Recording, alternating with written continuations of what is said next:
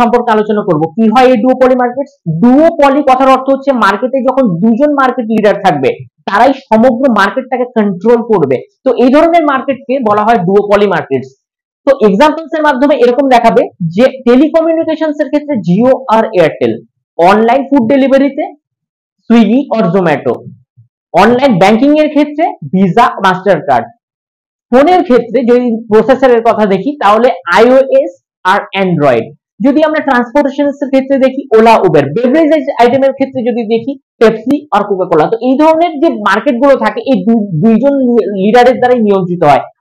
জানি না মার্কেটে আরো যে কম্পিটিটররা আছে তারা কোথায় চলে গেছে। তো এই ধরনের মার্কেটে যখন আমরা সিচুয়েশন দেখতে পাই তখন সেটাকে ডুওপলি মার্কেট বলে। তোমাদের নজরে যদি কোনো ডুওপলি মার্কেটস এর এক্সাম্পলস থেকে থাকে অবশ্যই কমেন্ট বক্সে লিখো।